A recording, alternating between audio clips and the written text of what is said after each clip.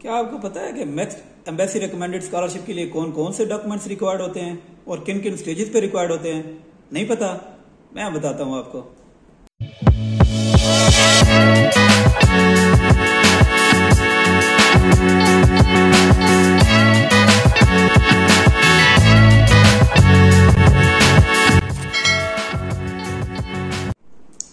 अस्सलाम वालेकुम, Naveed Anjum this side.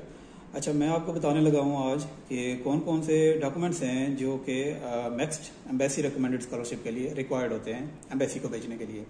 सबसे पहले है आपका डिटेल्ड मार्कशीट। डिटेल मार्कशीट में आपने अपने जो जो आपके मार्क्स आए होते हैं वो आपने एंटर करने होते हैं। दूसरे नंबर पे आपका डॉक्यूमेंट जो रिक्वायर्ड होता है वो होता है आपका एप्लीकेशन फॉर्म।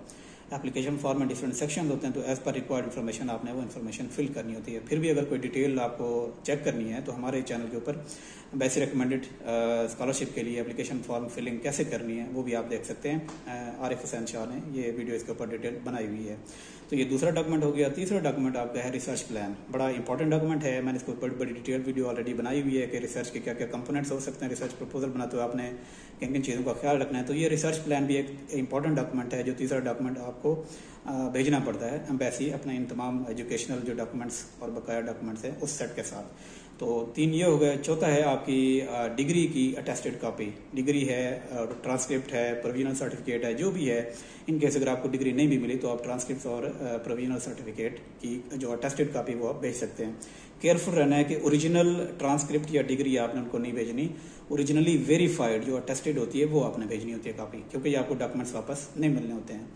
4 हो गए। 5वां नंबर जो डॉक्यूमेंट है वो है आपका सर्टिफिकेट्स जो आपको मिले होते हैं यूनिवर्सिटी की तरफ से, वो आपने जितने भी हैं वो आपने उन सर्टिफिकेट्स को अटेस्ट कर लेना है, ओरिजिनल अटेस्टेशन। ठीक हो गया।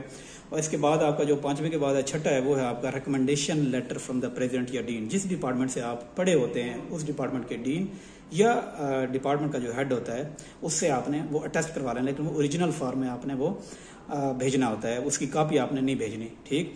7वें नंबर पे आपका जो है वो है एब्स्ट्रैक्ट ऑफ थीसिस। अगर आपने बीएस किया हुआ है तो आपने बीएस का थीसिस, अगर आपने एमएस किया और पीएचडी के लिए अप्लाई करें तो आपने एमएस का थीसिस, उसकी जो एक कॉपी है वो आपने साथ भेजनी है। और 8वें नंबर पे लास्ट बट नॉट लीस्ट ये आपकी recommendation letter from the present employer. जहां पे आप करंटली एम्प्लॉयड हैं, कहीं जॉब वगैरह कर रहे हैं, तो वहां से भी आप एक रिकमेंडेशन लेटर उनको भेज सकते हैं। चाहे वो आपके कहीं से एमएस भी कर रहे हैं तो वहां से आप उनकी तरफ से एक जो रिकमेंडेशन लेटर है वो भी, जहां पे आप करंटली काम कर रहे हो, ठीक है, या हायर स्टडीज कर रहे हो, वहां से भी एक रिकमेंडेशन बना के जो लेटर है वो भिजवाना था, लेकिन इन ओरिजिनल। ठीक है, इसकी भी कॉपी आपने नहीं भेजनी होती।